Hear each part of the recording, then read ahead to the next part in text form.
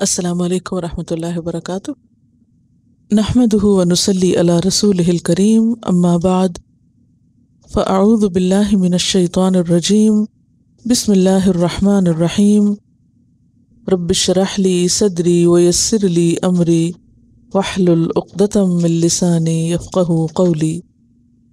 یا ایھا الذین آمنوا، اے لوگو جو ایمان لائے ہو، اطیعوا اللہ، اطاعت کرو اللہ کی، وَأَطِیعُوا الرَّسُولَ، اور اطاعت کرو رسول کی۔ رسول سے مراد کون ہے؟ محمد صلی اللہ علیہ وسلم۔ تو یہ کہاں سے پتہ چل رہا ہے کہ آپ ہی مراد ہیں؟ کیا دلیل ہے آپ کے پاس؟ الرسول کا مطلب ہے خاص رسول۔ یا ایھا الذین آمنوا کی بات ہو رہی ہے، اور اس سے مراد کون لوگ ہوتے ہیں؟ جو اللہ اور محمد صلی اللہ علیہ وسلم پر ایمان لائیں، لہٰذا اطاعت بھی پھر آپ ہی کی ہوگی، اور آپ سے پہلے جو رسول گزرے ہیں ان کی اطاعت ان کی قوموں پر لازم ہے، ٹھیک ہے؟ اور پچھلی شریعتیں آپ کی شریعت نے کیا کی؟ منسوخ کی۔ وَأُولِي الْأَمْرِ، اور صاحب امر، صاحب امر لوگوں کی۔ امر کس کو کہتے ہیں؟ حکم۔ اللہ کی اطاعت کرو، رسول کی اطاعت کرو، اور صاحب امر لوگوں کی اطاعت کرو۔ کون ہے صاحب امر؟ جیسے قرآن پاک میں آتا ہے یأمرون الناس بالقسط، جو لوگوں کو انصاف کا حکم دیتے ہیں۔ اولو الامر کے کئی معنی ہیں۔ ایک معنی ہے وہ جو قسط یا نیکی کا حکم دیتے ہیں، علماء یعنی جو حق بیان کرنے والے ہیں۔ اور پھر اس سے مراد امر سے امراء بھی لیے گئے۔ امراء یعنی امیر، رسپانسبل پیپل، جو ذمہ دار ہوتے ہیں۔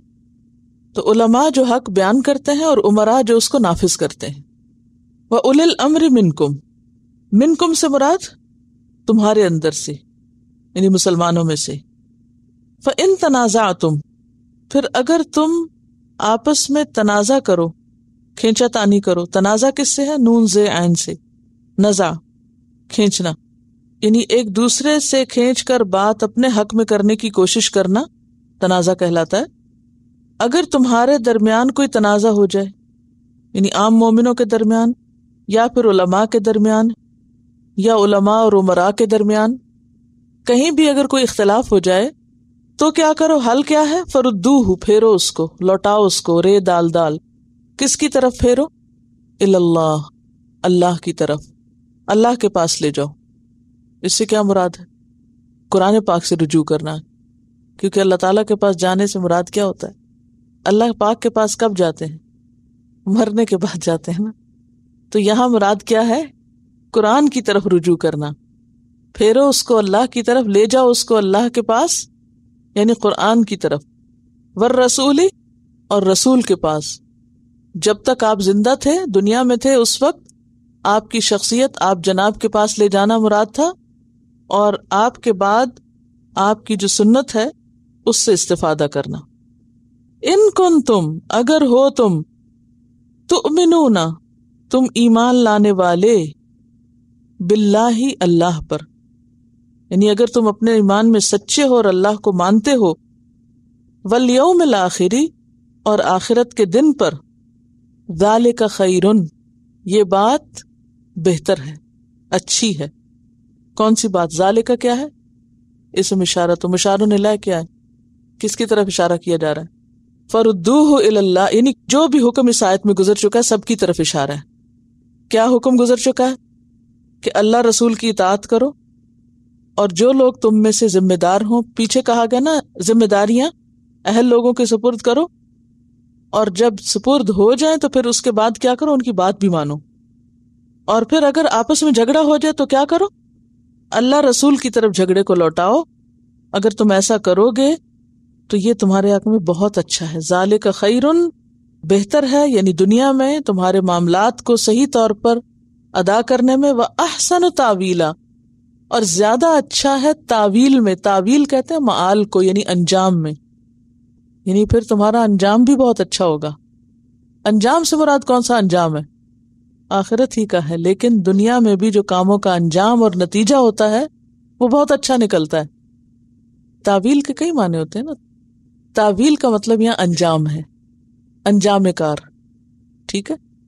تعویل کا لفظ جو ہے یہ یہاں معال کے معنوں میں استعمال ہوا ہے. معال کا معنی ہوتا ہے کسی چیز کی غایت، انجام، نتیجہ. وہ جو تفسیر کو تعویل کہتے ہیں وہ بھی آپ دیکھیں، مثلا آپ خوابوں کی تعبیر کے علم کو بھی کیا کہتے ہیں؟ تعویل کہتے ہیں. سورۃ یوسف میں یہ لفظ استعمال ہوا. اب آپ نے ایک خواب دیکھا تو آپ کہتے ہیں مجھے اس کی تعبیر بتاؤ. کیا کہتے ہیں آپ؟ کیا بتاؤ اس کا اب انجام کیا ہوگا، یعنی اس کا نتیجہ کیا نکلے، اس خواب کے دیکھنے کا نتیجہ کیا ہوگا. ٹھیک ہے. اسی طرح کسی آیت کی تعویل کرنا یعنی اس کے مراد کیا ہے، اور مراد کیا ہوتا ہے؟ جہاں تک انسان پہنچنا چاہتا ہے یہ کہی کیوں گئی بات، تو انجام مراد ہے. آل یعول اولن سے ہے، معالن. ٹھیک ہے. حمزہ واو لام ہے اس کا روٹ. ٹھیک. انجام جو ہے اس کا وہ بہت اچھا ہوگا، آخرت کا انجام بھی اور دنیا میں. اب چونکہ یہاں ذالک خیرن آیا اور پھر تعویلہ آیا ہے، یعنی خیر بھی ہے اور احسن بھی ہے. خیر دنیا کی خیر ہے اور تعویل آخرت کا انجام بھی ہے. اور ویسے بھی اگر کوئی گروہ مل جل کے کام کر رہا ہے اور وہ اپنے سامنے جو طریقہ کار ہے وہ کس طرح طے کرتا ہے کہ اس میں اللہ کا حکم کیا ہے، رسول کیا چاہتے ہیں، قرآن کے مطابق اور سنت کے مطابق اپنے طریقے طے کرتا ہے. اور پھر اس کے بعد ایک تیسری چیز بھی ہے اور وہ ہے ڈسپلن قائم کرنا. چاہے آپ مسجد میں ہوں نماز پڑھ رہے ہوں، چاہے آپ کسی اسکول میں ہوں، چاہے آپ کسی کمپنی میں ہو کام کر رہے، تو ہر جگہ تنظیم قائم کرنا بے حد ضروری ہے. آرگنائزیشن جو ہے لازم ہے.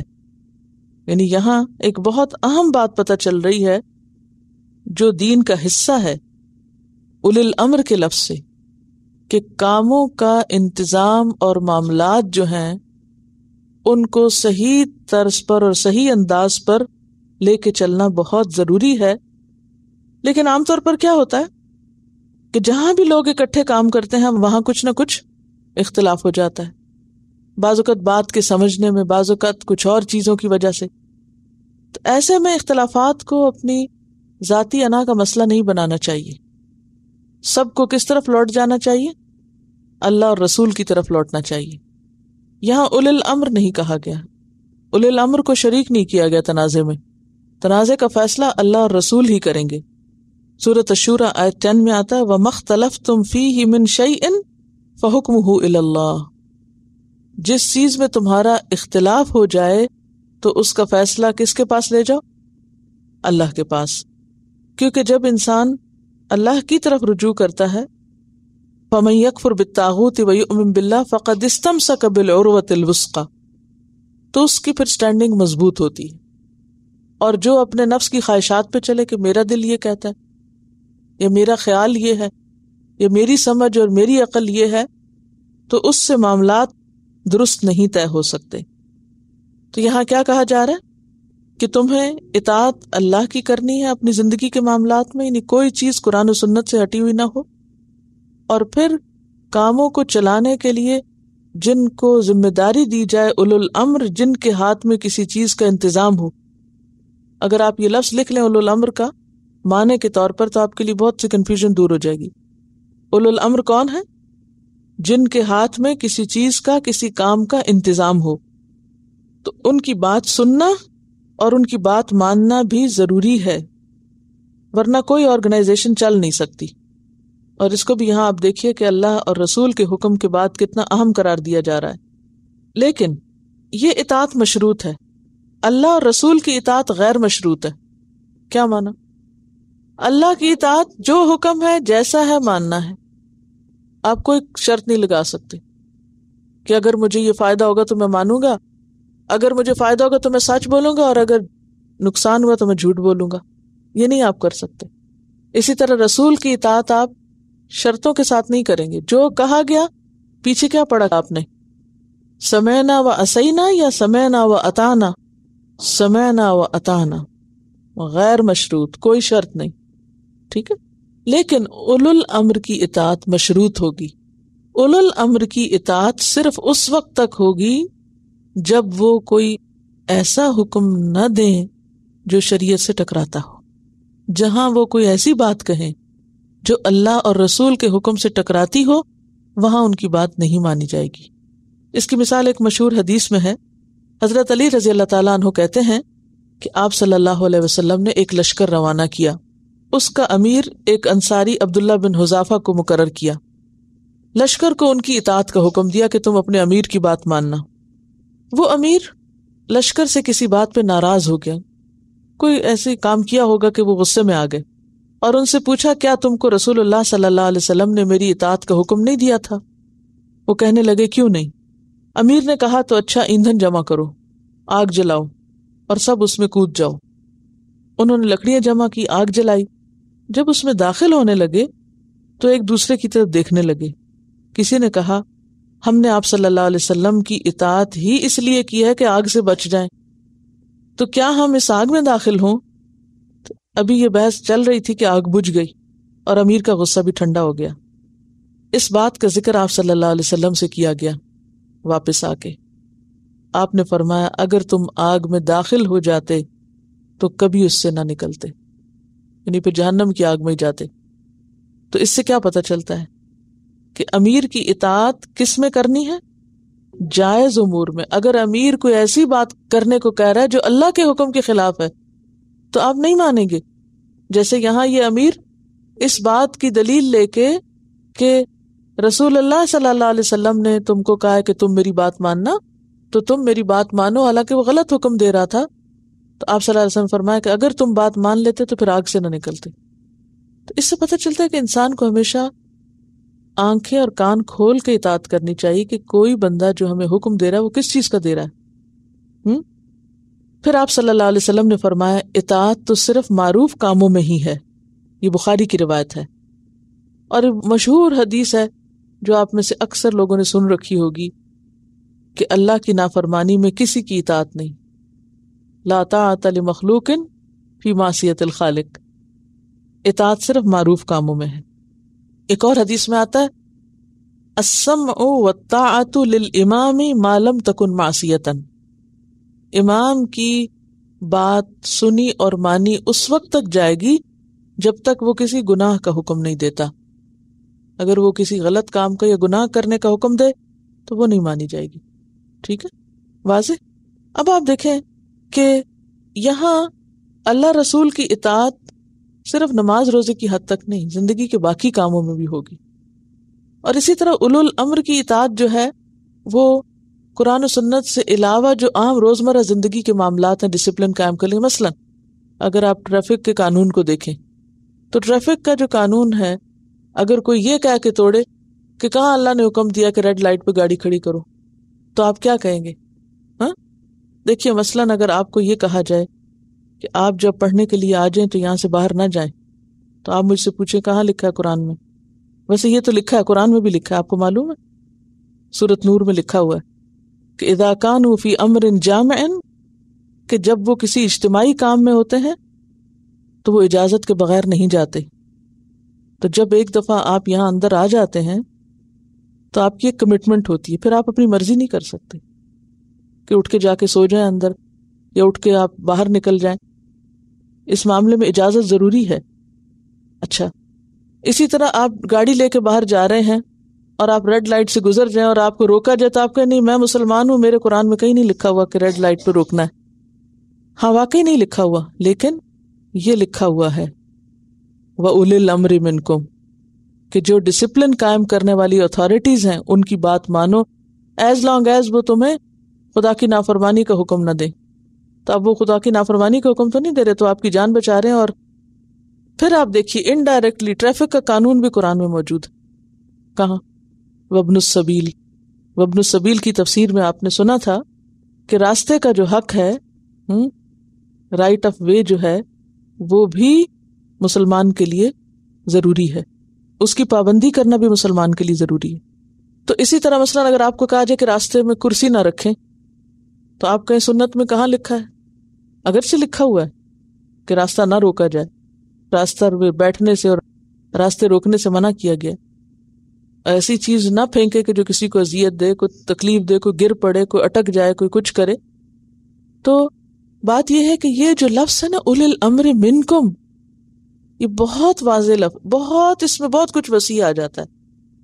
ڈسپلن قائم کرنے کی جتنی بھی چیزیں ہیں وہ ساری اس کے اندر شامل ہو جاتی ہیں، صرف اس شرط کے ساتھ کہ وہ اللہ رسول کے حکم کے خلاف نہ ہو. اور اگر وہ خلاف نہیں تو آپ کے لیے ان کو ماننا اور ان کی پابندی کرنا بھی ایسے ہی ضروری ہے جیسے قرآن و سنت کی پابندی ضروری ہے. کیوں؟ وجہ، دنیا کی کسی بھی جگہ پر کوئی نظام ایسے چل سکتا ہے کہ ہر شخص اپنی منمانی شروع کر دے؟ کوئی کمپنی، کہیں آپ جاب کرتے ہوں گے، حتیٰ کہ کسی ریسٹورینٹ میں بھی جاب کرتے ہوں آپ، تو کیا آپ اپنی مرضی کے مطابق کام کرتے ہیں یا وہاں کے کسی ڈسپلن پہ چلتے ہیں؟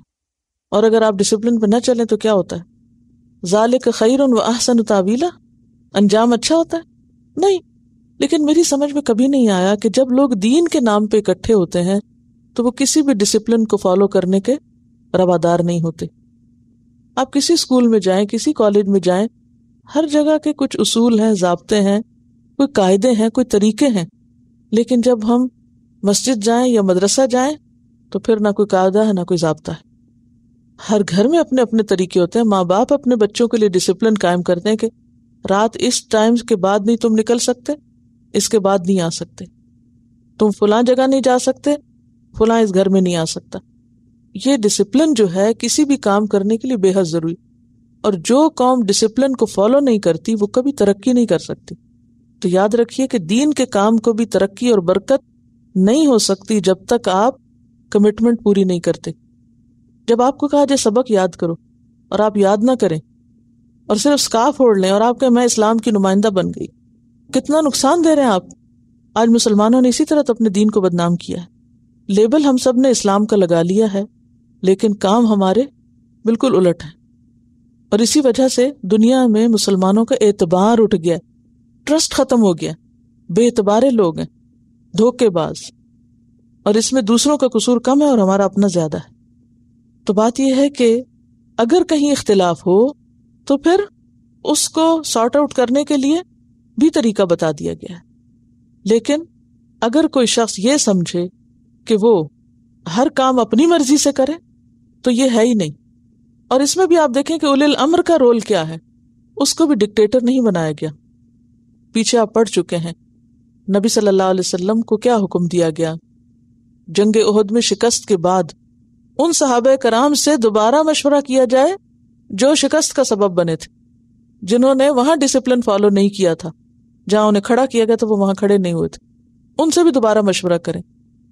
تو مشورہ کوئی بھی اجتماعیت یا تنظیم یا آرگنائزیشن یا کمپنی یا ڈسپلن اس اصول کے خلاف اگر چلے گا تو کامیابی نہیں ہوگی، فائدہ نہیں ہوگا. ذالک خیر و احسن تاویل نہیں ہو سکتی. وہ کب ہوگی؟ جب نمبر 1 مل جل کر کام کیا جائے، مشورے سے کام کیا جائے. نمبر 2 جس کو امیر بنایا جائے پھر اس کی بات بھی مانی جائے. ڈسپلن، اور یہ اللہ کا حکم ہے، کسی انسان کا نہیں ہے. ان کا سوال یہ کہ امانت کا کانسیپٹ یہ ہے کہ ہم اگر اپنی چیز کسی کے پاس رکھیں تو وہ اس کو واپس لوٹائے. بہت اچھا کیا کیونکہ وہ ایک پہلو میں بالکل اگنور کر گئی تھی امانت کا. دیکھیے کہ امانتیں 2 طرح کی ہیں نا. ایک وہ جو اللہ نے ہمارے پاس رکھی ہوئی ہیں، ٹھیک ہے، کون کون سی؟ زندگی، صحت، مال، صلاحیتیں، یہ ساری اللہ نے ہمیں دی. ان کے بارے میں کیا حکم ہے کہ ہم کیا کریں؟ جیسے اللہ نے جہاں خرچ کرنے کا حکم دیا وہاں کریں، ٹھیک ہے. دوسری وہ امانتیں ہوتی ہیں جو بندے بندوں کے سپرد کرتے ہیں، ٹھیک. کیسے؟ جیسے آپ اپنا مال کسی کے حوالے کر دیں. اچھا میں پاکستان جا رہی ہوں، یہ میرا زیور تمہارے پاس ہے، واپس آ کے لے لوں گی. تو کیا کریں گے آپ؟ جس کے پاس آپ رکھ رہے ہیں اس کا کیا فرض بنتا ہے کہ جیسے تھا ویسے لوٹائے. اسی طرح کوئی بھی رسپانسبلٹی ہو سکتی کہ میں جا رہی ہوں، میرے بعد میرے گھر کی فلاں چیز کی تم لک آفٹر کر لینا. تو اب اس میں کیا ہے؟ اس ذمہ داری کو یا تو بندہ دوسرے کی چابی پکڑے نا، اور اگر پکڑے تو پھر اس کو کیسے سنبھالے؟ جیسے اپنی چابی سنبھالتا ہے، ٹھیک ہے نا. اچھا اسی طرح نہ صرف یہ کہ کسی کے پیسے یا ذمہ داری یا چابی ہی، بلکہ باتیں بھی امانت ہوتی ہیں. کیسے؟ حدیث یاد ہے باتوں کی امانت کی؟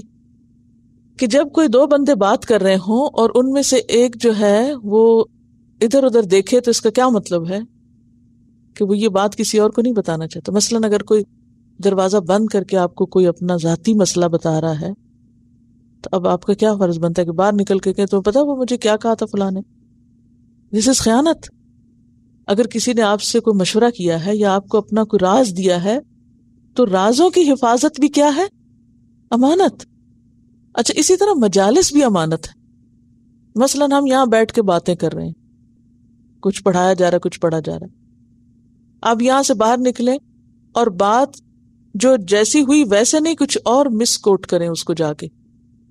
مثلاً ہم نے اس دن مارنے والی آیت پڑھی تو آپ کہیں کہ وہ یہ کہتی ہیں کہ اگر شوہر کی کوئی عورت بات نہ مانے تو شوہر بے شک مارے, حالانکہ بات اس طرح نہیں ہوئی. تو مجالس کیا ہے؟ امانت. امانت کا کیا مطلب ہے؟ جو بات جس کانٹیکسٹ میں ہوئی ہے ویسے کی جائے. کچھ لوگوں کی عادت یہ ہوتی ہے کہ باقی سب چیزوں کو اگنور کر کے یا تو اپنے مرضی کی کوئی بات چن لیتے ہیں. میں آج سن آئی ہوں عورت کے کیا حقوق ہیں اور شوہر کے کیا حقوق ہیں, وہ ادھر ہی چھوڑ کے چلے گئے.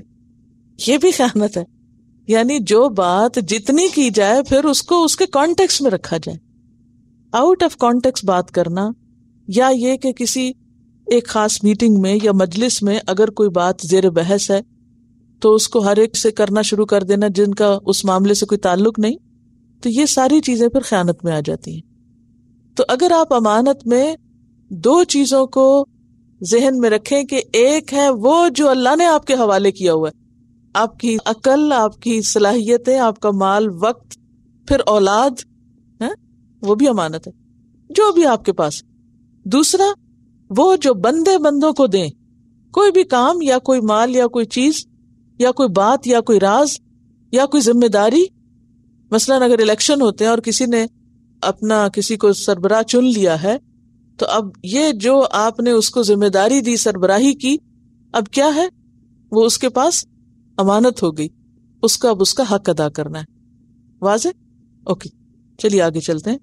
الم تر الی الذین, کیا تم نے دیکھا ان لوگوں کی طرف, یزعمون, جو سمجھتے ہیں, گمان رکھتے ہیں, زوم رکھتے ہیں, کہتے ہیں. یہاں کہتے ہیں کا معنی کر سکتے ہیں آپ, جو کہتے ہیں کیا, انہم, کہ بے شک وہ, آمنو, ایمان لائے, بما, ساتھ اس کے جو, انزل الیک, آپ کی طرف نازل کیا گیا.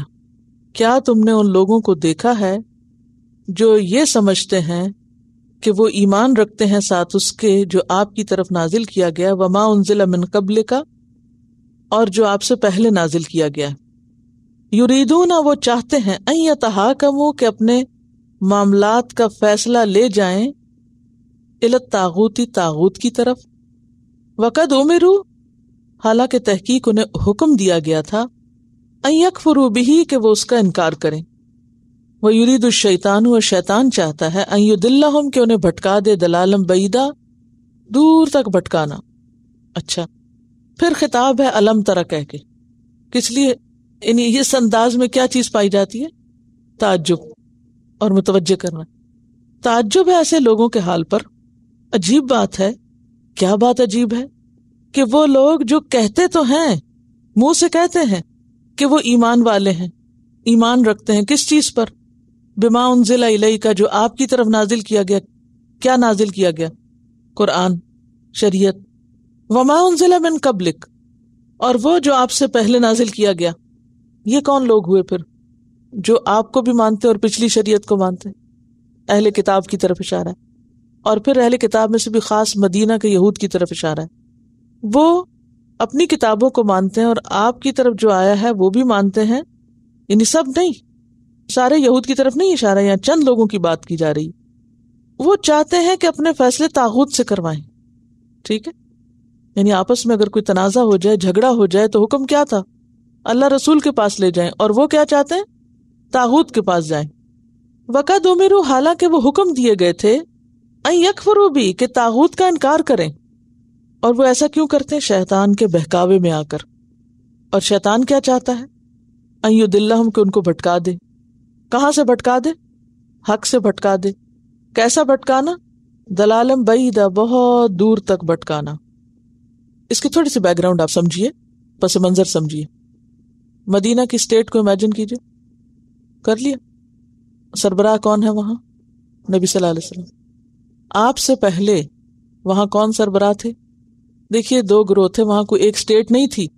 مدینہ آپ کے جانے سے پہلے اسٹیٹ نہیں تھی، وہاں لوگوں نے اپنے اپنے نظام قائم کر رکھے تھے۔ یہود نے اپنا سربراہ مقرر کر رکھا تھا، اور مدینہ والے اوس خزرج لڑ کے اب اس بات پہ پہنچے تھے کہ عبداللہ بن ابی کو مشترکہ سردار بنا لیں۔ اتنے میں آپ تشریف لے آئے۔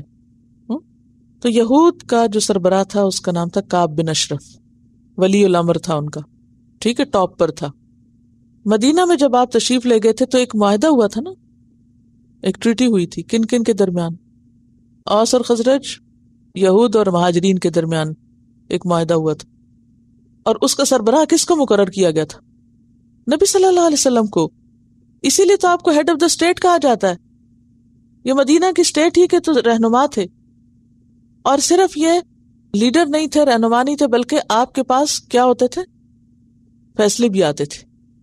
باہمی جھگڑوں کے فیصلے کون کرتے تھے؟ نبی صلی اللہ علیہ وسلم۔ اچھا، اب ہوتا یہ تھا کہ اس دور میں جب لوگ سمجھتے تھے کہ ہم اگر حضور کے پاس گئے تو فیصلہ ہمارے خلاف ہوگا، تو پھر وہ کیا پریفر کرتے؟ دوسروں کے پاس جاتے، کعب بن اشرف کے پاس چلے جاتے۔ تو یہ کون لوگ تھے؟ کمزور ایمان والے، کہتے تھے ہم مسلمان ہیں۔ دیکھیں نا اوپر کہا گیا یزعمون، جو دعویٰ کر رہے ہیں کس بات کا؟ کہ وہ ایمان والے ہیں، ٹھیک ہے، لیکن اس کے باوجود وہ کیا کرتے؟ اپنے جھگڑوں اور مقدمات کا فیصلہ کرانے کے لیے کعب بن اشرف کے پاس چلے جاتے۔ ایسا وہ کیوں کرتے تھے؟ تاکہ فیصلہ اپنی مرضی کے مطابق کرا سکیں۔ تو اس پر یہ آیت نازل ہوئی کہ ایسے لوگ جو ہیں، جو طاغوت کے پاس، طاغوت یہاں کعب بن اشرف کو کہا گیا ہے کیونکہ وہ صرف خود انکاری نہیں تھا بلکہ جو اس کے پاس جاتا اس کو بھی روکتا تھا۔ کس سے؟ نبی صلی اللہ علیہ وسلم کی پیروی سے۔ فرمایا کہ وہ مسلمان حضور صلی اللہ علیہ وسلم کو چھوڑ کر کعب بن اشرف کے پاس جا کے فیصلے کرواتے ہیں، تو یہ کس بات کی دلیل ہے؟ ایمان کی کمزوری کی۔ فرمایا وَقَدْ أُمِرُوا أَن يَكْفُرُوا بِهِ، حالانکہ انہیں کیا حکم دیا گیا تھا کہ وہ طاغوت کا انکار کریں۔ سورۃ النحل آیت 36 میں آتا ہے وَلَقَدْ بَعَثْنَا فِي كُلِّ أُمَّةٍ رَسُولًا أَنِ اعْبُدُوا اللَّهَ وَاجْتَنِبُوا الطَّاغُوتَ، ہم نے ہر امت میں ایک رسول مقرر کیا اور ان کو حکم دیا، اور اس نے کیا کہا لوگوں کو جا کر کہ لوگوں اللہ کی عبادت کرو اور طاغوت سے بچ کے رہو، ٹھیک ہے۔ اور پیچھے آپ پڑھ چکے وَمَن يَكْفُرْ بِالطَّاغُوتِ وَيُؤْمِن بِاللَّهِ فَقَدِ اسْتَمْسَكَ بِالْعُرْوَةِ الْوُثْقَىٰ۔ اچھا، اس بات کو اللہ تعالیٰ نے ناپسند فرمایا کہ کوئی شخص اپنا فیصلہ وہاں لے کر جائے، لیکن شیطان کیا چاہتا ہے انسان کو کہ ایسے مواقع پر جب دنیاوی مفاد کی بات ہو تو فیصلہ کہاں لے جائیں؟ طاغوت کی طرف لے جائیں، ٹھیک ہے۔ اچھا، اب آپ دیکھیے کہ اس آیت کو آج کے دور میں کس طرح سمجھیں گے آپ۔ دیکھیے کچھ ممالک تو ایسے ہوتے ہیں کہ جہاں پر ایک ہی طرح کی حکومت ہوتی ہے، لیکن کچھ ممالک ایسے ہیں کہ جہاں ایک سیکولر عدالت ہوتی ہے اور ایک عدالت ہوتی ہے مسلمانوں کی اپنی شرعی عدالت۔ حکم کیا ہے کہ جب مسلمانوں کے باہم جھگڑے ہوں، مثلا کسی گھر میں میاں بیوی میں جھگڑا ہو گیا، تو وہ فیصلہ کہاں سے کرائیں؟ طلاق کا یا حکم مقرر کہاں کریں؟ جا کے شریعہ میں، شرعی کونسل ہے یا کورٹ ہے یا وٹ ایور۔ اپنے نزاعات کا جھگڑا چکانے کے لیے ردوہ الی اللہ والرسول، قرآن و سنت، ٹھیک ہے۔ لیکن بعض لوگ وہاں نہیں جاتے، کیوں؟ کیونکہ ان کو یہ ڈر ہوتا ہے کہ اگر ہم شرعی کورٹ میں گئے تو کیا ہوگا؟ مقدمہ ہمارے خلاف جائے گا، لہذا اگر ہم دوسری کورٹ میں جاتے ہیں تو مقدمہ ہمارے حق میں ہوگا، لہذا وہ فیصلہ کہاں جا کے کرائیں گے؟ جہاں سے ان کو فائدہ پہنچے گا، ٹھیک ہے۔ اب آپ جہاں دیکھ لیجئے کہ اللہ تعالیٰ کیا فرما رہے ہیں، الم تر الی الذین، حیرت کی بات ہے، تعجب کی بات ہے ایسے لوگوں کے رویے پر، یزعمون، جو دعویٰ کرتے ہیں کس بات کا؟ انہم آمنوا بما انزل الیک وما انزل من قبلک، پہلے سپارے میں پڑھا نا ہم نے، ذالک الکتاب لا ریب فیہ ھدی للمتقین الذین یؤمنون بالغیب ویقیمون الصلاۃ ومما رزقناہم ينفقون والذین یؤمنون بما انزل الیک وما انزل من قبلک. یہ شرط کوئی معمولی شرط تھی. وہی لوگ ہیں جو وہاں دعویٰ کرتے ہیں ہم آپ کو بھی مانتے ہیں، پہلی کتابوں کو بھی مانتے ہیں. تو یہ کون لوگ ہیں؟ مسلمان لوگ ہیں، سو کالڈ مسلمز ہیں. لیکن جب ان کا آپس میں کسی معاملے میں جھگڑا ہوتا ہے تو یہ فیصلہ شریعت کے قانون کے مطابق نہیں کرانا چاہتے، وہ فیصلے لے جاتے ہیں دوسروں کے پاس. وَقَدْ أُمِرُوا أَن يَكْفُرُوا بِهِ، حالانکہ انہیں ایسا کرنے سے روکا گیا تھا. وَيُرِيدُ الشَّيْطَانُ أَن يُضِلَّهُمْ ضَلَالًا بَعِيدًا، اور اس طریقے سے شیطان ان کو دور تک لے جاتا ہے گمراہی میں. دور تک جانے کا کیا مطلب ہے؟ ہر چیز شرع کے خلاف جائے گی.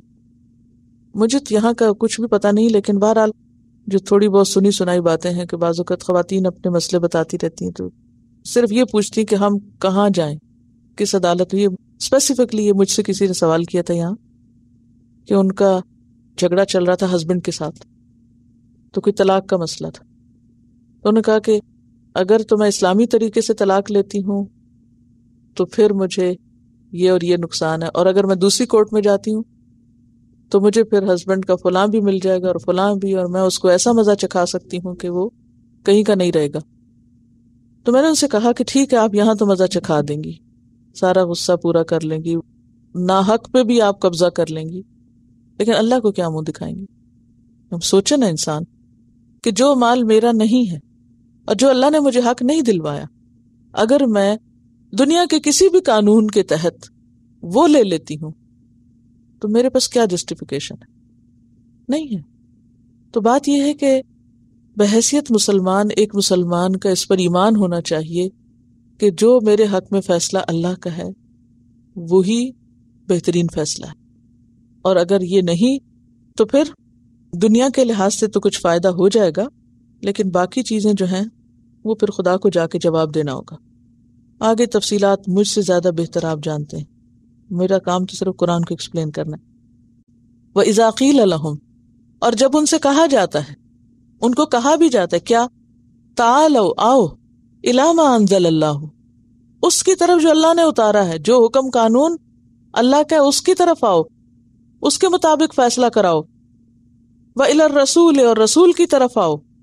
رَأَيْتَ الْمُنَافِقِينَ، تم دیکھتے ہو منافقین کو، یصدون عنک صدودا، کہ وہ رکتے ہیں آپ سے رکنا، وہ نہیں آتے، وہ آپ کے پاس آ کے فیصلہ نہیں کراتے، جیسے سورۃ منافقون کی آیت 5 میں آتا ہے وَإِذَا قِيلَ لَهُمْ تَعَالَوْا يَسْتَغْفِرْ لَكُمْ رَسُولُ اللَّهِ لَوَّوْا رُؤُوسَهُمْ وَرَأَيْتَهُمْ يَصُدُّونَ وَهُمْ مُسْتَكْبِرُونَ. جب ان سے کہا جاتا آؤ رسول تمہارے لیے استغفار کریں تو اپنے سر جھٹک دیتے ہیں، اور تم دیکھو گے ان کو کہ وہ آنے سے رکتے ہیں اور وہ تکبر کر رہے ہوتے ہیں کہ وہ اللہ رسول کی بات سننا بھی نہیں چاہتے، ماننا بھی نہیں چاہتے، الٹا بلیم کرتے ہیں کیا دیا ہم کو اسلام نے، اس سے بہتر تو دوسرے لوگ ہیں. جیسے پہلی آیت میں تھا نا وَيَقُولُونَ لِلَّذِينَ كَفَرُوا هَؤُلَاءِ أَهْدَىٰ مِنَ الَّذِينَ آمَنُوا سَبِيلًا، ان لوگوں کے طریقے اور ان کے راستے زیادہ بہتر ہیں. اس آیت میں تو کچھ مشکل نہیں، بہت کلیئر، واضح ہے، بہت آسان ہے.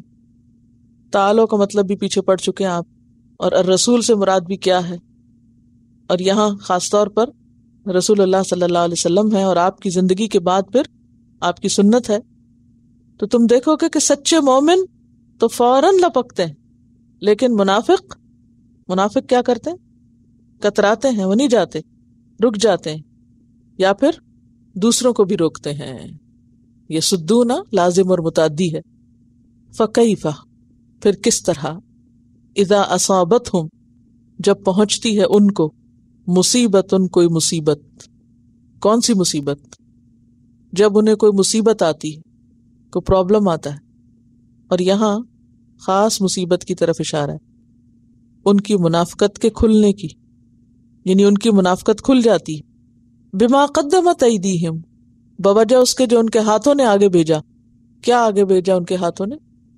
یہ جو طاغوت کی طرف لے گئے فیصلہ بنسبت کس کے؟ نبی صلی اللہ علیہ وسلم کے. ثم جاؤک، پھر آ جاتے ہیں تمہارے پاس، یحلفون، قسمیں کھاتے ہوئے، یعنی جب ان کی منافقت کھل جاتی ہے وہاں جانے پہ ایکسپوز ہو جاتے ہیں. اب دیکھیے نا، دل کا حال تو اللہ کو پتا ہے نا، لیکن انسان کا عمل بتا دیتا ہے کہ وہ کس چیز کو اہم قرار دیتا ہے، اس کی نظر میں کیا چیز امپورٹنٹ ہے، وہ کس کو پریفر کر رہا ہے.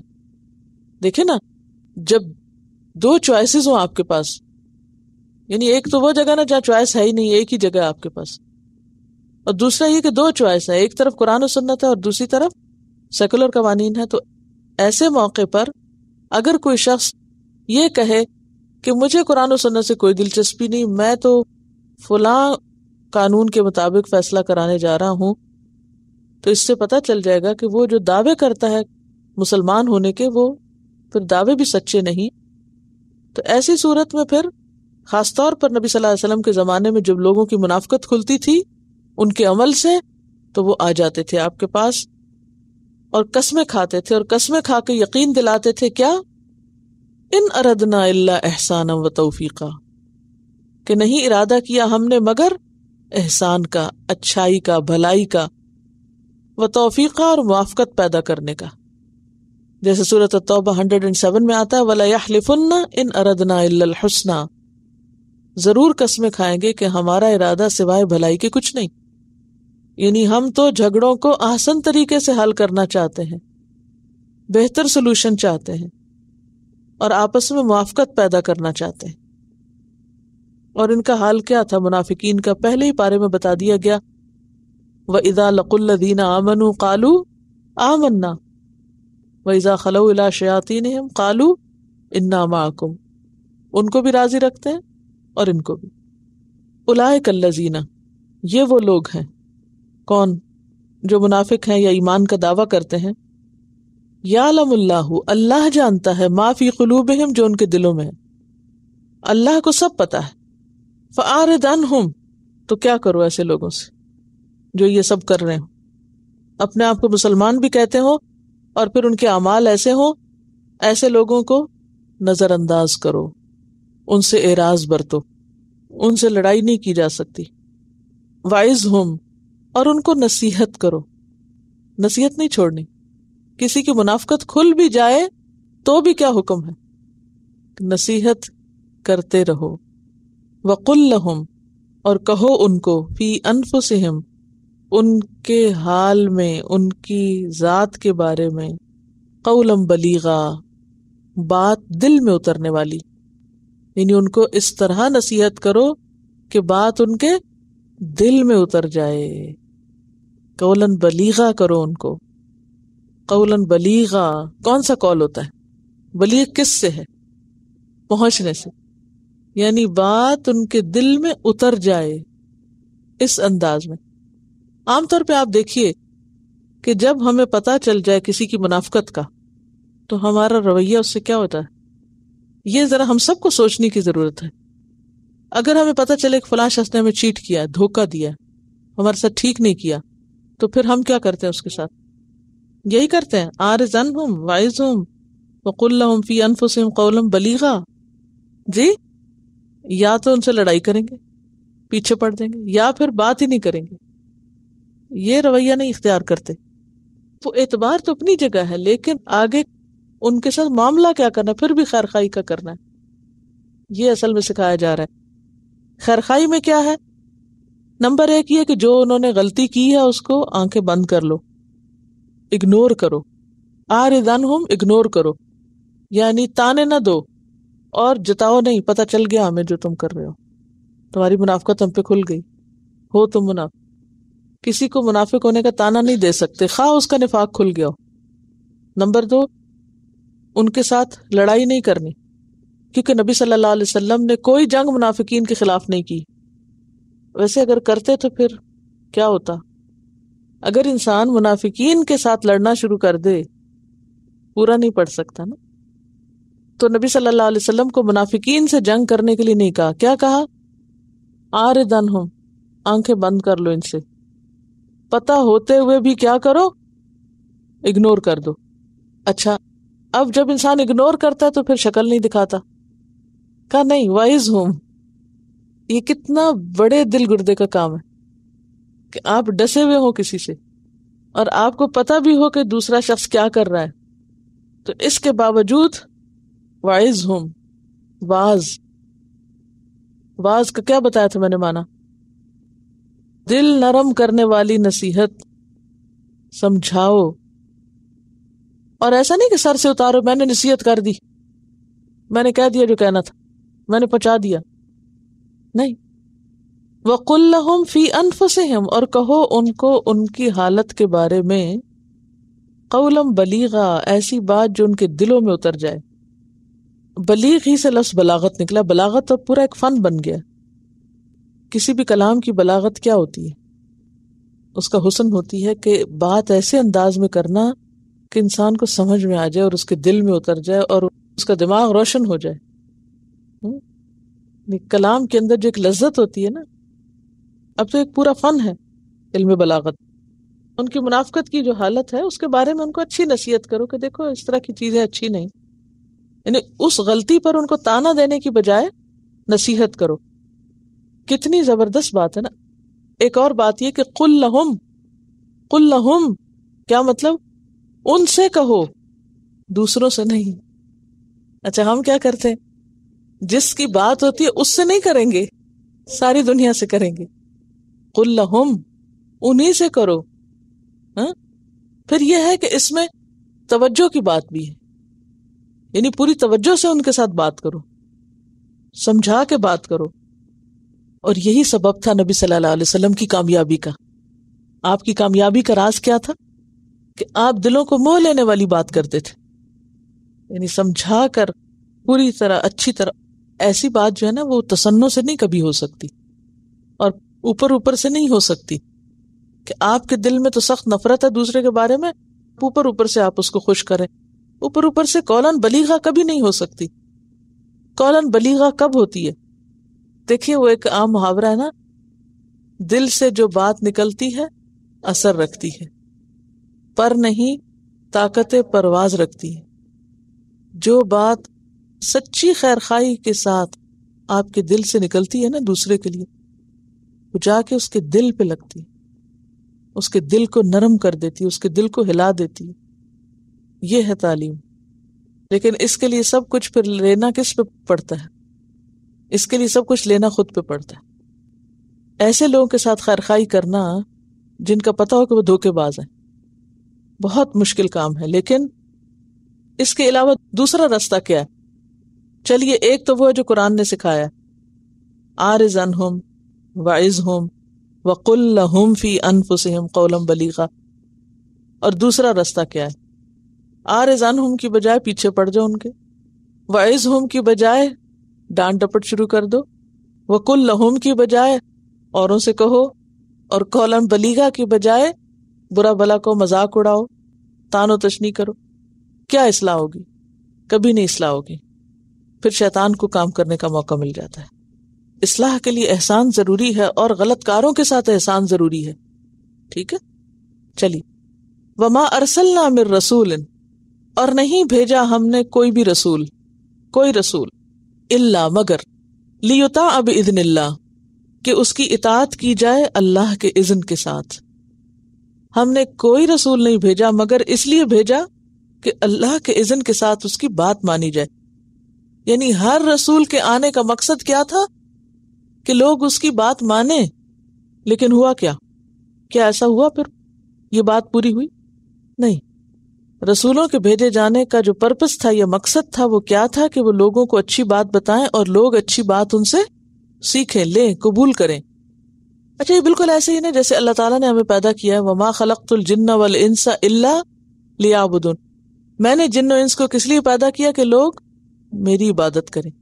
لیکن کیا ہوا؟ بہت سے لوگ نہیں کر رہے. ٹھیک ہے، یعنی ایسا ہوا نہیں. اب اگر کوئی کام نہ ہو تو پھر وہ کرنا ہی نہیں چاہیے. اب آپ دیکھیے کہ جتنے بھی رسول آئے ہیں وہ اس لیے آئے کہ لوگ ان کی بات مانیں. انہوں نے پیغام پہنچایا، لیکن وہ نہیں مانے تو اللہ تعالیٰ نے یہ نہیں کیا کہ اچھا لوگوں نے مانا نہیں تو آئندہ سے کوئی رسول نہیں بھیجو. ٹھیک ہے، یہ دیکھیں نا پیچھے والی بات کو، قل لہم فی انفسہم قولا بلیغا. یہ بالکل ایسے ہی ہے کہ رسولوں کو ہم نے بھیجا لیکن رسولوں کی بات نہیں مانی گئی. تو اے نبی صلی اللہ علیہ وسلم اگر آپ کی بات یہ نہیں مان رہے، کیونکہ منافقین نہیں مانتے تھے، تو کوئی بات نہیں، لیکن لوگوں کو کیا سمجھا گیا؟ وَلَوْ أَنَّهُمْ، اور اگر بے شک وہ اس ظلموا انفسہم اپنی جانوں پہ ظلم کر بیٹھیں. اپنی جان پہ ظلم کیا ہوتا ہے؟ اپنے اوپر ظلم کر بیٹھیں. اپنے اوپر ظلم کیا ہوتا ہے؟ اللہ کی نافرمانی، رسول کی نافرمانی. کیا ہے دراصل؟ خود پر ظلم کرنا. تو جب اپنے آپ پر ظلم کر بیٹھیں یعنی بات نہ مانے، جاؤ کا آ جائیں تمہارے پاس. کس کے پاس؟ نبی صلی اللہ علیہ وسلم کی زندگی میں آپ کے پاس. یہ نہیں کہا کہ آپ کی قبر کے پاس. فاستغفر اللہ، پھر وہ بخشش مانگے اللہ سے. آپ کے پاس آ کر بیٹھیں، روئیں، اللہ سے معافی مانگے. واستغفر لہم الرسول، اور بخشش مانگے ان کے لیے رسول. لوجد اللہ، البتہ وہ پائیں گے اللہ کو. کیا؟ تواب الرحیمہ، بہت زیادہ توبہ قبول کرنے والا اور بہت زیادہ رحم فرمانے والا. تو اس سے کیا پتہ چلتا ہے کہ اگر یہ نبی صلی اللہ علیہ وسلم کے زمانے تک کے لیے ہے کہ لوگ آپ کی بجائے طاغوت کے پاس چلے جائیں، پھر انہیں ریئلائزیشن ہو تو انہیں کیا کرنا چاہیے؟ واپس آپ کی طرف پلٹنا چاہیے. خود بھی وہ اللہ سے معافی مانگے اور آپ بھی ان کے لیے مانگے تو اللہ تعالیٰ ان کے گناہ معاف کر دے گا. اس سے کئی ایک باتیں ہمیں پتہ چلتی ہیں اس آیت سے. پہلی بات تو یہ ہے کہ رسولوں کی آمد کا مقصد کیا ہے؟ کہ ان کی اطاعت ہو. وہ اس لیے نہیں بھیجے گئے کہ انہیں جھٹلایا جائے یا ستایا جائے یا ان کی بات نہ مانی جائے. اور باوجود اس کے کہ اللہ نے یہ نہیں چاہا تھا، لیکن لوگوں کو چونکہ آزادی دی ہے تو لوگوں نے آزادی سے ناجائز فائدہ اٹھاتے ہوئے رسولوں کی بات نہیں مانی اور رسولوں کو ان کا مقام نہیں دیا. ان کے پاس جانے کی بجائے طاغوت کے پاس گئے. اب اگر کچھ لوگ ایسا کر بیٹھے تو ان کا فرض کیا بنتا تھا کہ وہ اس ظلم سے بچنے کے لیے، گناہ سے نکلنے کے لیے، توبہ کرنے کے لیے واپس رسول کے پاس آئیں. کیونکہ پہلے وہ رسول کے پاس نہیں آئے تھے نا، طاغوت کے پاس چلے گئے تھے. اب اس کا حل بتایا جا رہا ہے کہ پھر وہ اگر فیصلہ کرانے کے لیے نہیں آئے تو اب وہ معذرت کرنے کے لیے اور استغفار کرنے کے لیے آپ کے پاس آئیں، بخشش مانگنے کے لیے. ٹھیک ہے؟ سمجھ رہے کہ کیوں آنے کو کہا جا رہا ہے؟ آنے کی شرط کیوں لگائی جا رہی ہے؟ استغفار تو گھر میں بھی کر لیں اور آپ صلی اللہ علیہ وسلم بھی گھر میں ان کے لیے کر دیں.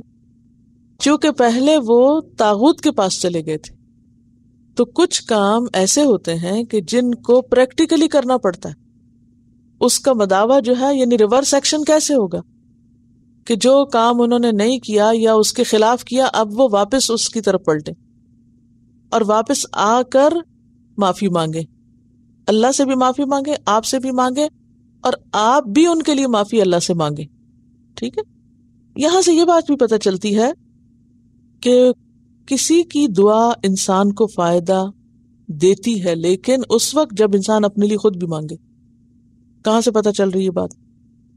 فاستغفر اللہ واستغفر لہم الرسول. اچھا، کچھ لوگوں کا طریقہ کیا ہے؟ وہ خود تو کبھی نہیں اپنے لیے کچھ مانگیں گے، وہ کچھ اور لوگوں کے ذمہ یہ کام کر دیں گے. اچھا آپ کر دو یہ. مثلاً عموماً ہمارے کلچر میں کیا ہے کہ کوئی فوت ہو جائے تو کیا کرتے ہیں؟ گھر والے تو سب خود کھانے وانے پکانے، لگانے، دینے، اٹھانے میں لگ جاتے ہیں، اور کچھ لوگوں کو بلا لیتے ہیں، وہ بیٹھ کے تسبیح پڑھتے ہیں اور پھر وہی دعا کر دیتے ہیں. یہ ہے نا، یہ خود ساختہ کانسیپٹ ہے. ہونا کیا چاہیے کہ اگر انسان یہ چاہتا ہے کہ کسی دوسرے کی دعا اس کو فائدہ دے تو اس کو اپنے لیے خود بھی مانگنا چاہیے. اگر آپ اپنے لیے خود کچھ بھی نہیں مانگ رہے اور صرف دوسروں سے ہر وقت ڈیمانڈ کر رہے ہیں کہ وہ آپ کے لیے دعائیں کریں تو ایسی دعا پھر فائدہ نہیں دے گی، کیونکہ آپ کے اپنے اندر تو طلب ہے ہی نہیں. تو اس سے کیا پتہ چلتا ہے کہ اپنے لیے خود بھی مانگنی چاہیے اور مسلمان بھی ایک دوسرے کے لیے مانگا کریں دعائیں. مثلا آپ دیکھیں ہم جتنی بھی دعائیں ربنا کہہ کے مانگتے ہیں تو سب کے لیے مانگ رہے ہوتے ہیں نا. ربنا اغفر لی ولوالدی وللمؤمنین، سب مومنوں کے لیے مانگ رہے ہوتے ہیں. تو یہاں یہ بھی پتہ چلتا ہے کہ دوسرے کے لیے مانگی ہوئی دعا اس کو فائدہ دیتی ہے، کیونکہ یہاں کہا نا واستغفر لہم الرسول لوجد اللہ تواب الرحیم. تو رسول کی دعا ان کے لیے کیا ہے؟ جیسے ایک اور جگہ پر آتا ہے ان صلاتک سکن لہم، سکون کا باعث ہے، رحمت کا باعث ہے. تو یہ سمجھنا غلط ہے کہ ہماری دعا کسی کو یا کسی کی دعا ہم کو فائدہ نہیں دے گی. مومن کی دعا مومن کے لیے قبول ہوتی ہے، فائدہ دیتی ہے، اس کو بھی دیتی ہے جس کے لیے آپ دعا کر رہے ہو، اور کس کو دیتی ہے؟ خود کو بھی دیتی ہے.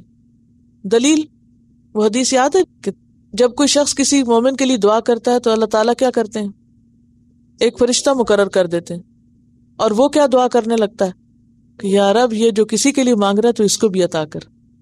ٹھیک ہے، تو اس سے کیا پتہ چلتا ہے کہ ایک دوسرے کے لیے بھی دعا کرنی چاہیے.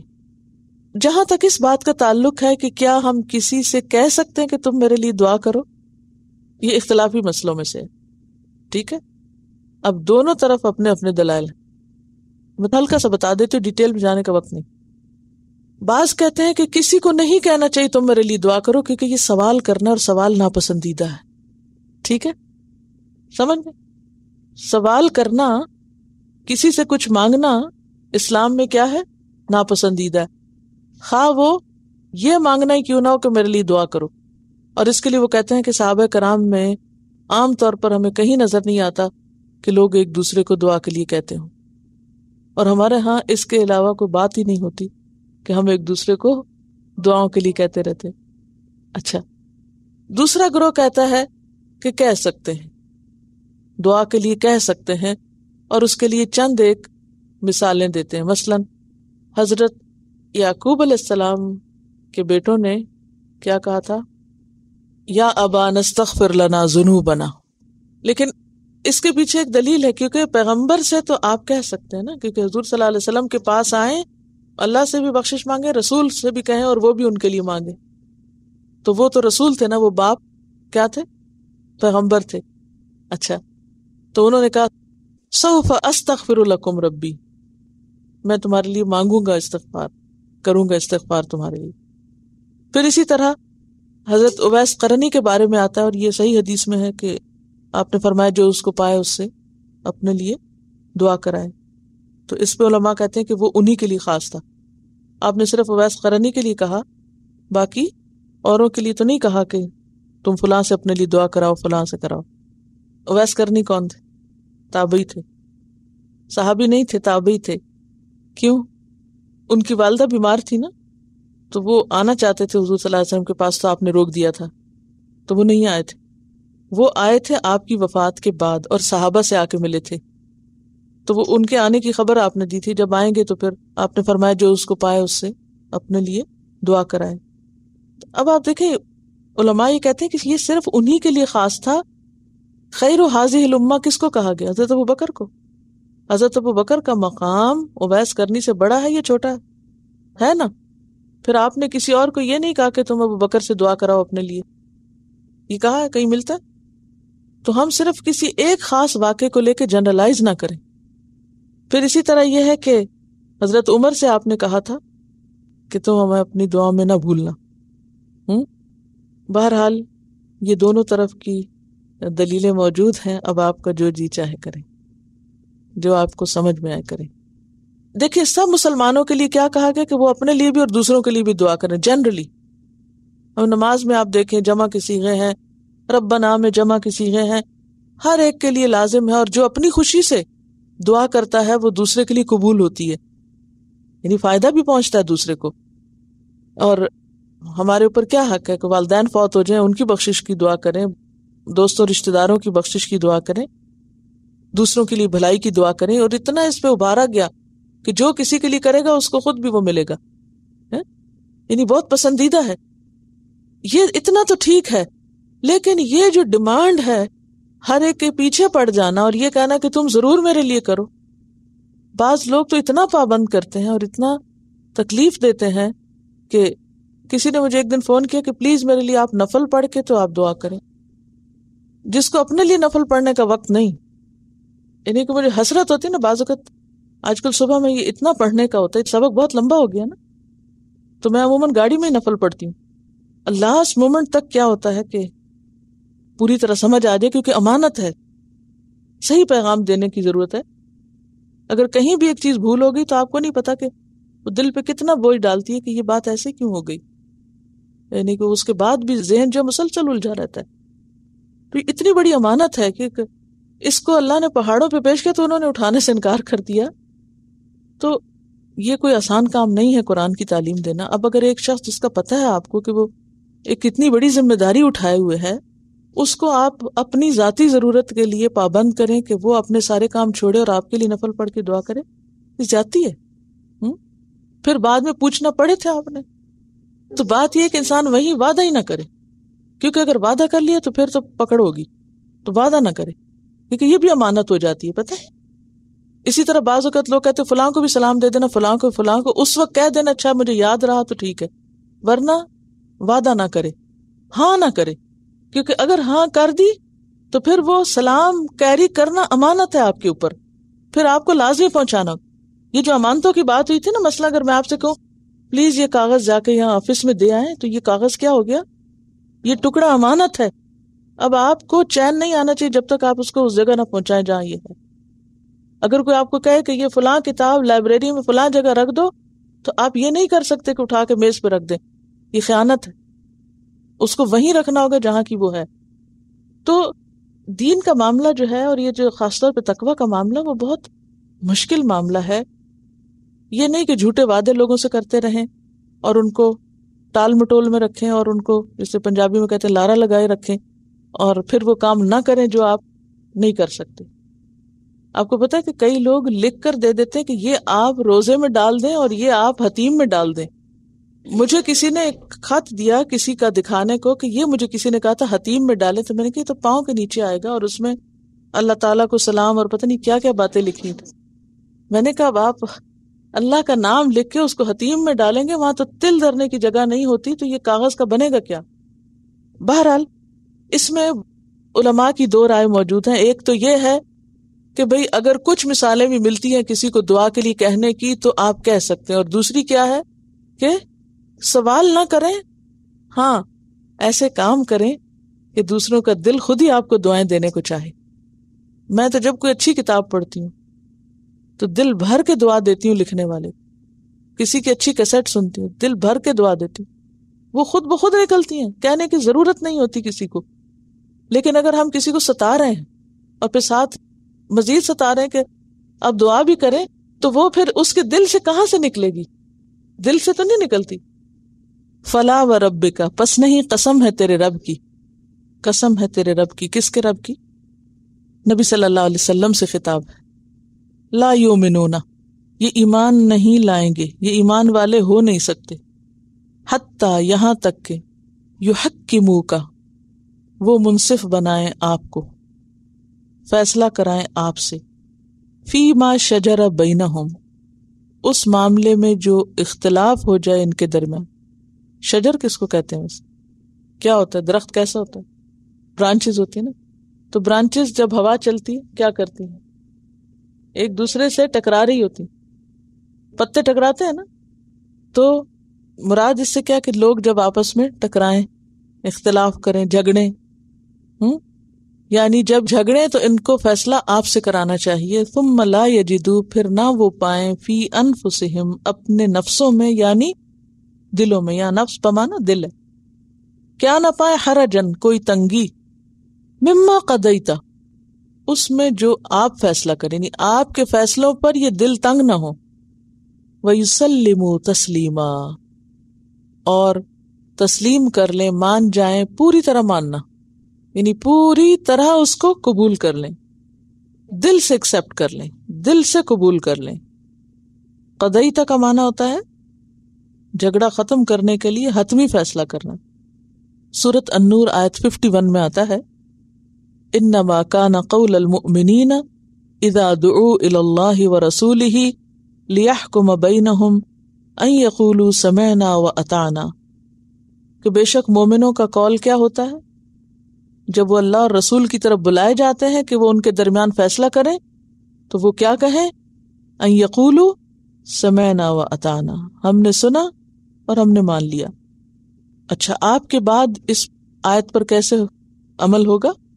سنت کی کوئی بات جب آپ پڑھیں، کوئی چیز جو آپ کے قول یا عمل سے ثابت ہو، کوئی چیز جو آپ کے قول یا عمل سے ثابت ہو، ضعیف کی بات میں نہیں کر، جو ثابت ہو، اس کو سن کر دل میں تنگی محسوس کرنا کہ یہ بڑا مشکل ہے، یہ بھی درست نہیں، یہ نہیں ہو سکتا، یہ نہیں کر سکتے، ایسا نہیں ہونا چاہیے.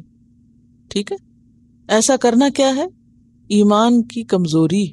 اچھا، اسی طرح آپ صلی اللہ علیہ وسلم نے جو رخصتیں دی ہیں، یہ نہیں کہ صرف حکم ماننا، بلکہ آپ نے جو رخصتیں دی ہیں ان رخصتوں کو قبول کرنا بھی ضروری ہے. مثلاً کون سی رخصتیں دی ہیں؟ قصر نماز. اچھا، کئی لوگ سہولتوں پہ تنگ دل ہوتے ہیں، کئی لوگ تو پابندیوں پہ ہوتے ہیں نا، تو کئی لوگ سہولتوں پہ بھی ہوتے ہیں.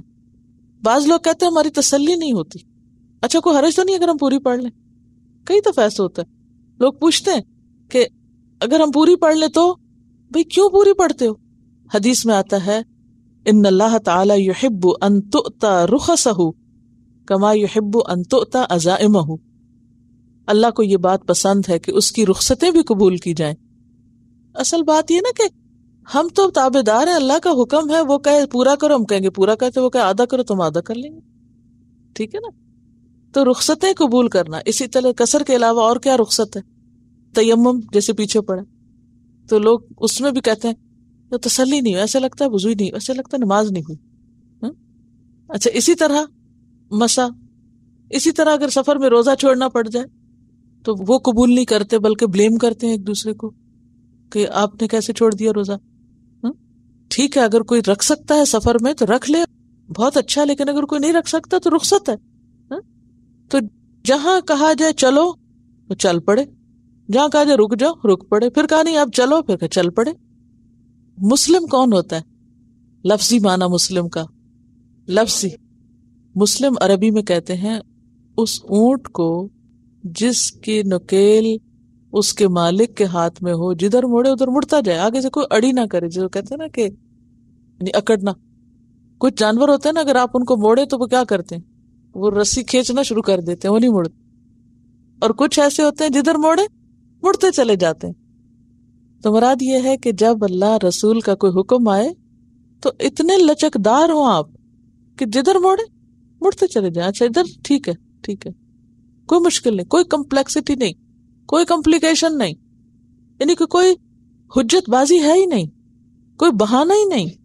ٹھیک ہے، تو انسان کمزور ہے، کوئی چیز نہیں کر سکتا، وہ الگ بات ہے، لیکن یہ کہنا کہ یہ کیوں اور یہ نہیں ہو سکتا اور یہ ممکن نہیں، یہ درست نہیں. اب آپ دوبارہ پڑھیے آیت کو. فلا وربک، پس نہیں، قسم ہے تیرے رب کی. کون قسم کھا رہا ہے؟ اللہ تعالیٰ قسم کھا رہے ہیں، اور آپ سے کہا جا رہا ہے کہ آپ کے رب کی قسم. ٹھیک ہے، لوگ مومن ہی نہیں ہو سکتے جب تک کہ اپنے جھگڑوں میں، اختلافات میں آپ کو منصف نہ بنائیں. پھر آپ کے فیصلے کو سامنے پا کر، خواہ وہ کسی جھگڑے میں ہو یا ویسے بھی عام زندگی میں جو آپ نے چیزیں طے کر دی، قضیتہ کا مطلب ہوتا ہے طے کر دینا، اس میں اپنے دل میں کوئی رکاوٹ نہ پائیں، کوئی تنگی نہ پائیں، اور پوری طرح مان جائیں. یسلموا تسلیما، مسلم بن جائیں. نبی صلی اللہ علیہ وسلم نے فرمایا کوئی شخص اس وقت تک مومن نہیں ہو سکتا جب تک کہ اپنی خواہشات کو اس چیز کے تابع نہ کر دے جو میں لے کر آیا ہوں. تو جھگڑے کے موقع پر خاص طور پر نبی صلی اللہ علیہ وسلم کی رہنمائی قبول کرنا، یہی دراصل آپ کو ماننا ہے، خواہ وہ فیصلہ اپنے ذوق کے مطابق نہ بھی ہو، اپنے ذوق کے خلاف بھی ہو. بعض چیزیں ہوتی ہیں نا ہماری ٹیسٹ، ہماری ذوق اور ہماری مرضی کے خلاف ہوتی ہیں، تو وہ کرنا زیادہ مشکل ہوتی ہے نا. اچھا، ابن کثیر نے اس کے شان نزول میں ایک واقعہ بیان کیا ہے کہ حضرت زبیر جو آپ صلی اللہ علیہ وسلم کے پھوپھی زاد بھائی تھے، ان کا ایک آدمی کے ساتھ جھگڑا ہو گیا کھیت کو سیراب کرنے کے معاملے، پانی کے بارے پر. عموماً زمینداروں کا پانی کے اوپر جھگڑا وگڑا ہو ہی جاتا ہے. تو معاملہ نبی صلی اللہ علیہ وسلم کے پاس پہنچا. آپ نے پوری صورتحال کا جائزہ لیا اور فیصلہ دیا، اور وہ فیصلہ اتفاق سے حضرت زبیر کے حق میں تھا، یعنی آپ کے کزن کے حق میں، پھوپھی کے بیٹے. تو اس پر دوسرے آدمی نے کیا کہا؟ آپ نے یہ فیصلہ اس لیے کیا ہے کہ وہ آپ کی پھوپھی کا بیٹا ہے. اس پر یہ آیت نازل ہوئی، اور یہ صحیح بخاری کی حدیث ہے. تو اس سے آپ دیکھیں کہ وہ سارے لوگ جو آپ صلی اللہ علیہ وسلم کی احادیث کو سن کر دل تنگ ہوتے ہیں اور مانتے نہیں، اور پھر انکار ہی کر بیٹھتے ہیں سرے سے، تو کہاں سٹینڈ کرتے ہیں. تو یہاں تو یہ کہا جا رہا ہے انکار تو دور کی بات، مانتے ہوئے بھی، اقرار میں بھی دل کی تنگی نہ ہو. سمجھ رہے ہیں آپ؟ ایمان کا تقاضا ہے یہ. وہ سچ بول رہی ہیں، وہ کہتے ہیں کہ بعض اوقات کوئی بتائے تو چپ تو کر جاتے ہیں پر دل میں ایک خلش ہوتی ہے. جب ہم ایکسپٹ کر لیتے ہیں تو پھر عمل بھی آسان ہو جاتا ہے. تو ایکسپٹنس بہت ضروری ہے. اور یہ جتنا جتنا ایمان بڑھتا جاتا ہے نا تو یہ خلشیں اتنی نکلتی چلی جاتی ہیں، سارے کمپلیکسز دور ہوتے ہیں. اصل میں ہمیں کمپلیکسز کیوں ہیں؟ کیوں ہم کمپلیکس کا شکار ہوتے ہیں کسی بھی دین کے حکم پر عمل کرتے ہوئے؟ انہیں دو تین چیز ہوتی ہیں نا. ایک تو یہ ہے کہ اللہ رسول کو ہم اتنا اونچا رکھیں کہ ان کی کوئی بات بھی ہمیں پھر نہ عقل کے خلاف لگے اور نہ ہی مرضی اور ذوق کے، چونکہ وہ اس مقام پہ ہے نہیں، ان کو وہ اہمیت دیتے نہیں. لہٰذا جب ان کی طرف سے کوئی بات آتی ہے تو پھر سوچنے میں پڑ جاتے ہیں. ایک وجہ یہ. دوسری وجہ یہ ہوتی ہے کہ ہم جس معاشرے میں رہتے ہیں نا، اور جو ہماری بچپن سے ٹریننگ ہو چکی ہے، اس میں ہمارا ذوق اور ہمارے ٹیسٹ اور ہماری پرائرٹیز اور پریفرنسز اتنی مختلف ہیں کہ جب اب ہمیں وہ پلٹنا پڑتا ہے اس طرف تو پھر ہمیں عادت کے خلاف جاتے ہوئے مشکل ہوتی ہے. یہ نہیں ہوتا کہ بھئی ہم کرنا نہیں چاہتے، چونکہ عادتیں غلط پڑ چکی ہیں. مثلا اگر کسی کو الٹے ہاتھ سے کھانے کی عادت پڑ چکی فار ایگزامپل، تو بڑے ہو کر اگر اسے بتایا جائے کہ یہ درست نہیں، تو اب آپ دیکھیے اس کے لیے کیا مشکل ہوگی. اتنی مشکل کہ اگر آپ کو کوئی کہے الٹے ہاتھ سے کھاؤ، ٹھیک ہے نا. تو بات یہ ہے کہ عادتیں ہماری ایسی ہو جاتی ہیں کہ ان کے خلاف جانا یا ذوق کے خلاف جانا یا مرضی کے خلاف جانا یا کنوینئنس کے خلاف جانا وہ مشکل لگتا ہے. تو اب بات یہ ہے کہ جو انہوں نے طے کر دیا کہ یہ رستہ ادھر سے جاتا ہے، سیدھا ادھر جانا پڑے گا. بعض اوقات آپ جیسے گاڑی چلاتے ہیں تو کچھ روڈز آپ کو بہت اچھی لگتی ہیں اور کچھ روڈز پہ جانا مشکل لگتا ہے. اگر آپ کو کوئی کہے کہ آپ فلاں سڑک لے کے آئے ہمارے گھر، تو آپ کہیں گے کہ پلیز اور کچھ بتا دو، اس روڈ سے نہیں آ سکتی، ٹریفک کی زیادتی کی وجہ کچھ بھی. تو وہ ایک طبیعت پہ بھاری ہوتی ہے نا. کہیں گاڑی چلانا بہت آسان ہوتا ہے، کہیں مشکل ہوتا ہے. تو جو چیز طبیعت پہ بھاری ہوتی ہے یا ہماری عادت اور نیچر کے خلاف ہوتی ہے وہ بھی ہمیں مشکل لگتی ہے. لیکن یہاں پر کیا کہا گیا کہ ایمان کا تقاضا ہے کہ چاہے عادت کے خلاف ہو، چاہے کلچر کے، چاہے ذوق کے، چاہے پسند کے، چاہے کسی کے بھی، سمعنا اطعنا، نو پرابلم. وآخر دعوانا ان الحمد للہ رب العالمین. سبحانک اللہم وبحمدک نشہد ان لا الہ الا انت نستغفرک ونتوب الیک. السلام علیکم ورحمۃ اللہ وبرکاتہ.